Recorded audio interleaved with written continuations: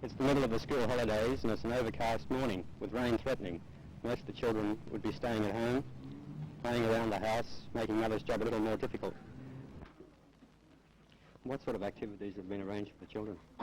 Well, there's story and play and poetry reading and colouring in and other such games for the little ones, and for the older ones there's guessing competitions and crosswords, scrambled words for them to work out, and we also show them the arrangement of the library and how books are charged.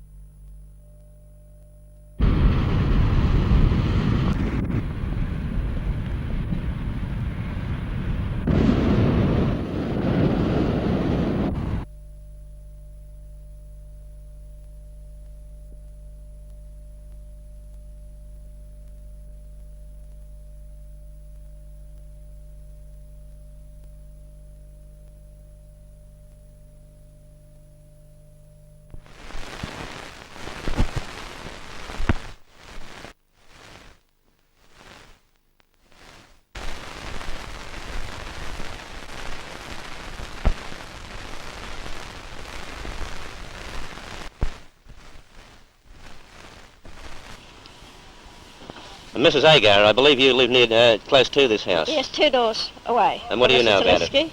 Well, I was round at my brother's place in Cadell Avenue when I heard the explosion. I saw the smoke. I thought it was my place, and I got almost to it. And then I found it was Mr. Tilitsky's place. And Mr. and Mrs. Tilitsky, I believe Mrs. Tilitsky was in the house when it actually hit. Mrs. Tilitsky is a widow. I see. And she was in the house, I believe, when it hit. Your aircraft was found about a mile away from where you actually landed in your parachute. Does this indicate that you left it to the last moment to get out of the plane? I believe that I left at a safe minimum 12,000 feet in a spin, and this type of aeroplane is getting down towards the minimum, I feel. Why are you in the sick bay at the moment? You didn't incur any damage? I was rather fortunate in escaping without any injury at all, and I'm just here under observation at the moment.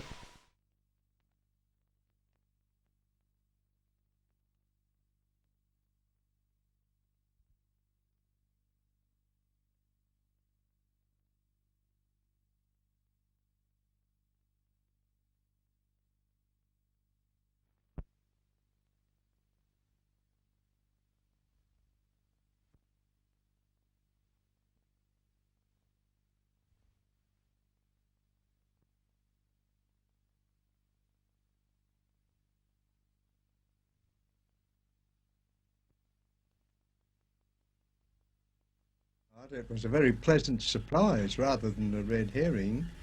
I was going cap in hand and asking for hundreds of thousands, but 4 million is really something. You don't think it's a case of two in the bush? He'd rather promise 4 million than stump up some state money for the Frederick Ash building? Well, he wasn't going to pay it immediately, but he did suggest to me that immediately the Opera House is paid for, presumably from the Opera House lottery, that the proceeds, to some extent anyhow, would be devoted to the other parts of New South Wales, and the one requiring most urgent attention was Newcastle, not only for an art gallery, but for a suitable live theatre. Well, we're hoping that they'll be able to either confirm or otherwise our feelings that that our action here is a proper one. We have the Minister for Transport, Mr Morris, suggesting that it's important that the railway land, which has been given back to the city, or in the process of being given back to the city, the development of this is, I think he said, a town planner's dream. Well, the development of the whole area is a town planner's dream. It's really something that needs special attention and not just one particular part of the area. Yvonne is the defender of the New South Wales hardcourt women's title. How do you feel about playing in Gloucester? Oh, really great, because I find I enjoy these type of tournaments, because me coming from the country myself, it's quite relaxing to be here. Do you? We got down here at 6 o'clock to try and stop them from doing this by parking our cars next to the trees, and they got here at about 6:05, and the bulldozer started moving in. My daughter and my wife and I and a couple of other friends stood on the bulldozer. We stopped them after they'd pushed over a couple of trees, but then they moved up to the other end of the park and started moving into the trees on the footpath. The police came and told us to move on. We didn't move on. We stood beside the tree, and then I was arrested, you see, taken away to the city lockup. Alderman Cummings, you're opposed to this move too, are you? Yes. For the first time in my life, I'm ashamed to be on the Newcastle City Council. Do you propose to resign over this at all? No, I don't propose to resign. I just propose to go on fighting the same old battle. I've been fighting from the 4 years I've been on it. But this is the worst thing that's happened. We've had other smaller cases and other threats. In Islington, the Moreton Bay figs were threatened there, but this is the worst thing that's happened to me. I never thought I'd see this happen, and it couldn't happen in 5 years' time. 5 years' time, the climate wouldn't be like this. They wouldn't do it. They're using this park as cheap land. That's all it is, cheap land. And talking about a road that'll last 50 years. How can you talk about a road that'll last 50 years? You don't know what the you don't know what the transport will be in 10 years' time.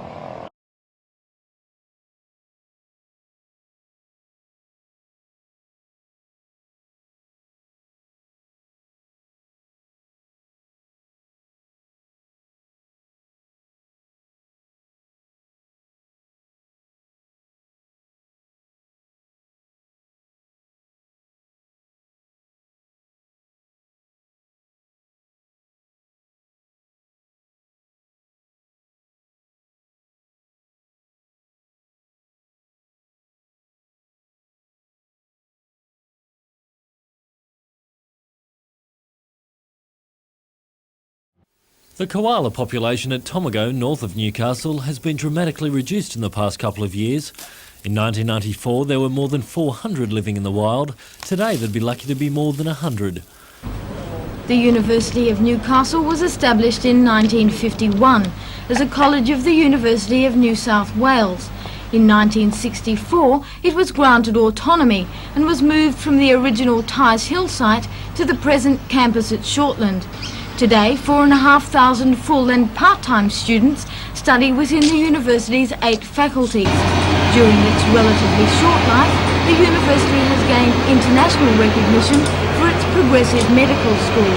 It contributes to the development of the hunter through its research programs and provides the region with a solid cultural base.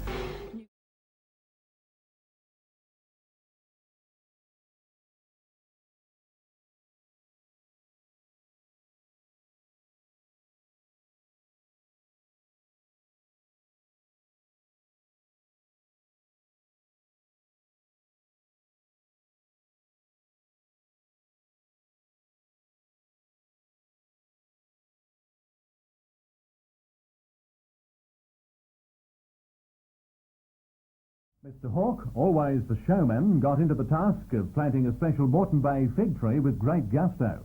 The planting marks the beginning of the $8.8 million scheme to beautify the harbour foreshore. $3 million of that has been promised by Mr. Hawke's government. Of course, there was the mandatory plaque unveiling. This was the scene at 9:30 in the high street mall as shoppers came out in droves. Just starting. Specials All specials from now. 500. Uni students are expected to come to class equipped with their own computers. The idea may sound ridiculous to Australians, but computing is an important aspect of our higher education. Australian students, however, are slightly more fortunate than their American counterparts. Here, the computers are supplied. The mathematics department at the University of Newcastle has just purchased $80,000 worth of computing equipment. The new Unix system means students will be trained in the use of the most up-to-date equipment available. They will be using visual display terminals instead of the previous and now obsolete system of marked cards. Maths lecturer Dr. Sean McElwain. We've really reached the stage where everybody has to have some knowledge of computers. Not everybody needs the knowledge that this system will give them, but I feel as though that school children at least ought to be exposed in some ways to computers and their uses and abuses. But there will obviously be a lot of people who need to know a lot about computing, and this sort of system is the way into that.